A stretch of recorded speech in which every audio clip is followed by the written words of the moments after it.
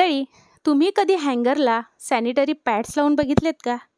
बरं नसेल बघितलं तर कधी कुकरमध्ये लसण टाकून बघितलंय का? अहो मंडळी, आज एवढ्या अफलातून टिप्स तुमच्यासोबत शेअर करणार आहे की त्यामुळे तुमची अवघड कामे खूप सोपी होणार आहे. चला व्हिडिओला सुरुवात करूयात. चला, सगळ्यात पहिली टिप. बऱ्याचदा आपल्याकडे अशा औषधांच्या बॉटल होतात, त्या जुन्या झाल्या की त्याचे जे काही झाकण आहे ते फार ढिल्ले होतात आणि मग झाकण ढिल्ले असतील तर मग त्यामधनं जे काही आत औषध आहे ते नक्कीच बाहेर येतं आणि खाली सुद्धा जिथे आपण ती बॉटल ठेवली आहे तिथे औषध सांडतं. मग अशा वेळेस काय करायचं? सर्वप्रथम जर अशी बॉटल झाली असेल तर आधी व्यवस्थितरित्या पुसून घ्यायची. त्यानंतर एक सोपी अशी ट्रिक तुम्हाला सांगते. आपलं रबर बँड घ्यायचं, जे यूज अँड थ्रोचं रबर बँड असतं ते घ्यायचं आणि ते या बॉटलच्या तोंडाशी असं आपल्याला बांधून घ्यायचं आहे. असं केल्याने काय होतं की जे ढिल्लं झालेलं झाकण आहे ते अगदी व्यवस्थितरित्या इथे फिट्ट बसतं आणि यामधलं औषध बिलकुल खाली सांडत नाही. ही ट्रिक नक्की करून बघा, तुम्हाला खूप कामी येईल. बघा, एकदम फिट्ट असं त्याचं झाकण बसल्या जातं. ही ट्रिक नक्की ट्राय करा. चला मंडळी, नंतरची टिप बघूयात. जेव्हाही आपण नेलपेंट लावतो तर कधी असं बाय मिस्टेक ना ती खाली पडते आणि मग अशा वेळेस जर ती सुकायला लागली तर त्याला काढायला खूप नाकेनऊ येतात. मग जर ती ओलसरच असेल तर पटकन ही ट्रिक आजमावायची. कोरडी झाली असेल तर याआधी आपण त्यावरती जो आहे हॅक बघितला आहे, सो तुम्ही तो व्हिडिओ जाऊन बघू शकता. त्यावरती तुम्हाला लगेच मीठ टाकून घ्यायचं आहे, जे आपलं खायचं मीठ असतं ते, आणि अशा पद्धतीने मीठ त्या नेलपेंटवरती चोळायचं आहे. तुम्ही बघणार सगळ्या मिठाला ती नेलपेंट लागते आणि नेलपेंटचा डाग पूर्ण निघून जातो. ना आपल्याला घासणी घेऊन घासायची गरज, ना अगदी कष्ट करायची गरज. किती सोपा हॅक आहे ना. बघा, स्मार्ट पद्धतीने कामं केले तर खूप लवकर काम होतात आणि वेळेची प्रचंड बचत होते. सो ही टिप नक्की आजमावून बघा आणि तुम्हा सर्व महिलांवर्गांसोबत ही टिप तुम्ही नक्की शेअर करा. चला मंडळी, नंतरची टिप बघूयात. बऱ्याचदा आपल्याकडे अशा पद्धतीचे ग्लासचे जार असतात आणि काय होतं, जेव्हाही आपण हा जार ओपन करायला घेतो तर हा निघत नाही, हे झाकण निघत नाही आणि हे ग्लासचं असल्यामुळे आपण हे कुठे आदळूही शकत नाही की हे याच्यावरती काही मारूही शकत नाही. मग अशा वेळेस काय करायचं? तर असं खूप फिट्ट बसले असेल, त्याचे आटे खूप फिट्ट बसले असेल तर अशा पद्धतीने संपूर्ण साईडने त्याला असं मारायचं. जिकडे काठाच्या साईडनं मारायचं.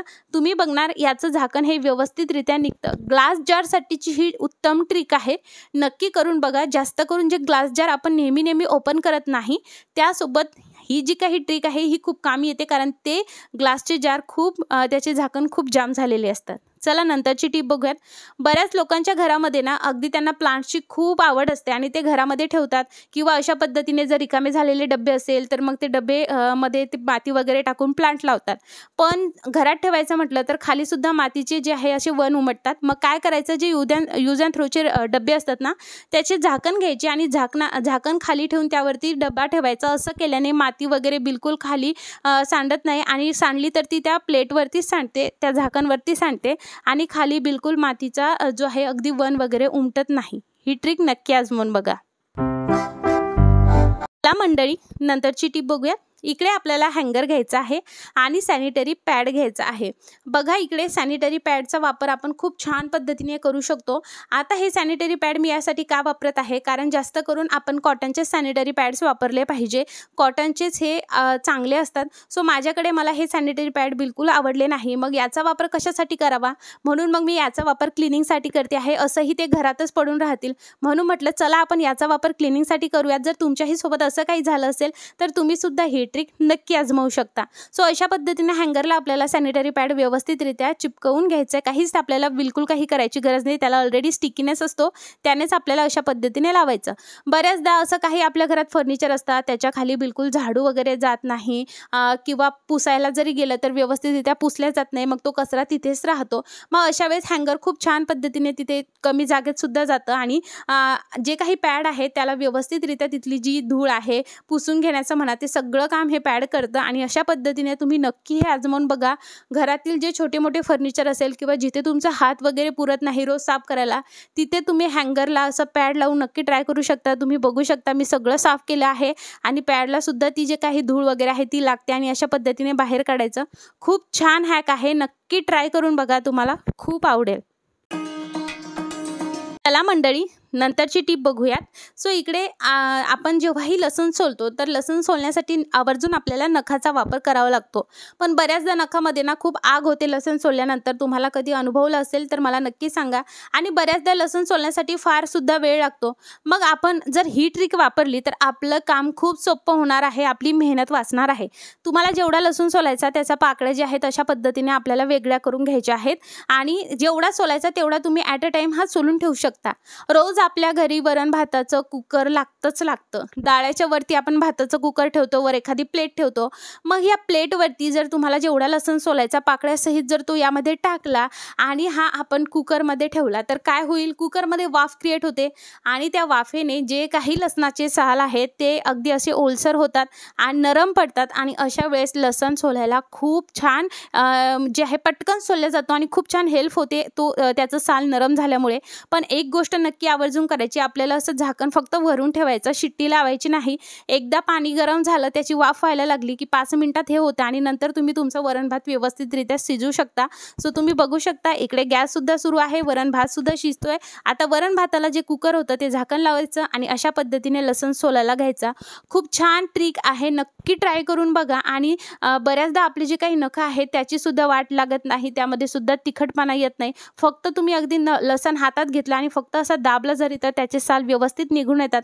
आणि अर्ध्याच्या वर असे लसूण असतात की त्याची जे साल आहे ते आपोआपच निघून येतात. फक्त ते थोडंसं जास्त नरम झालं पाहिजे, या गोष्टीची नक्की काळजी घ्यावी.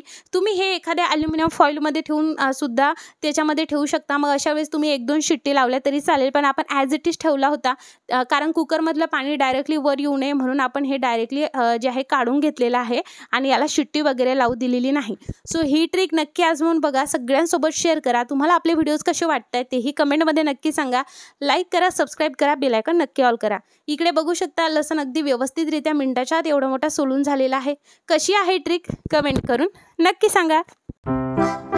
चला मंडळी, नंतरची टीप बघणार आहोत. बऱ्याचदा काय होतं की आपल्या आजी वगैरे ना कुंकूस नेहमी लावतात, टिकलीपेक्षा त्यांना कुंकूस प्रिफर असतं. पण आजकाल कुंकू हे खूप केमिकलवाले आलेले आहेत. मग त्यांना ना ही टीप नक्की तुम्ही सजेस्ट करू शकता. जर तुमची आई वगैरे सुद्धा कुंकूस लावत असेल तर त्यांनाही नक्की सांगा. भेसळयुक्त किंवा केमिकलयुक्त जरी कुंकू असेल तरीही स्किनला काहीच होणार नाही. आधी व्हॅसलीन घ्यायचं, ज्या जागी तुम्हाला कुंकू लावायचं तिथे व्हॅसलीन थोडंसं लावायचं, त्याच्यावरती कुंकू जे आहे तुम्हाला लावायचं आहे. तुम्हाला असं वाटलं की नाही गड्या हे ओलसर होते, हे बिलकुल पांगत नाही, त्यासाठी पुढची स्टेप सांगते. तुम्हाला व्यवस्थित पसरून घेतल्यानंतर कोणतंही आपलं जे आपण पावडर असतं टाल्कम पावडर ते यावरती टाकायचं आणि पावडर त्याला लावून घ्यायचं. तुम्ही बघणार डायरेक्टली कुंकवाचा स्किनसोबत जो आहे कॉन्टॅक्ट होत नाही, कारण आपण व्हॅसलीनची लेअर दिली आणि बऱ्याचदा केमिकलयुक्त कुंकवाने तिथली अगदी स्किन सडायला जाते, एवढं रिॲक्शन होते. सो ते सुद्धा होणार नाही. ही ट्रिक नक्की आजमावून बघा. कितीही करते तरी सुद्धा ते कुंकू निघत नाहीये. चला मंडळी, नंतरची टीप बघूया. इकडे मी जुना पुराणा कंगवा घेतलाय, ज्याचे की दातं तुम्ही बघू शकता पडलेले आहेत. आता इथे मी एक सॉक्स घेतलाय, जुना सॉक्स घेतलेला आहे, तो ह्या कंगव्याला लावून घेतलेला आहे. असं आपलं एक मस्त असं टूल तयार झालेलं आहे. घरच्या घरी जुना पुराणा सॉक्स घ्या, लहान मुलांचा घ्या, कारण तो व्यवस्थित राहतो आणि व्यवस्थित कंगव्यामध्ये बसला सुद्धा जातो. आपलं जे काही फ्रीजचं गास्केट असतं, रबर असतं, तिथे भरपूर कचरा किंवा धूळ साचलेली असते. सो ते क्लीन करण्यासाठी तुम्ही हा सॉक्स थोडासा ओलसर करून घेऊ शकता आणि नंतर अशा पद्धतीने क्लीन करू शकता. खूप छान पद्धतीने रबर आणि गास्केट जे तुम्ही जेही म्हणत असाल, त्याला रबर म्हणत असाल किंवा गास्केट म्हणत असाल, खूप छान पद्धतीने क्लीन निघतं. तुम्ही बघू शकता किती स्वच्छ हे निघालेलं आहे. या संपूर्ण टिप्स तुम्हाला कशा वाटल्या कमेंट करून नक्की सांगा आणि अशाच टिप बघण्यासाठी आपल्या चॅनलला नक्की सबस्क्राईब करा. फेसबुकवर हा व्हिडिओ बघत असणार तर नक्की लाईक करा, फॉलो करा आणि अजून तुम्हाला कशा रिलेटेड व्हिडिओ हवा आहे हेही तुम्ही मला कमेंटमध्ये नक्की सांगू शकता. हा व्हिडिओ बघितल्याबद्दल खूप खूप आभार मंडळी. चला भेटूयात उद्या पुढच्या व्हिडिओमध्ये. बाय.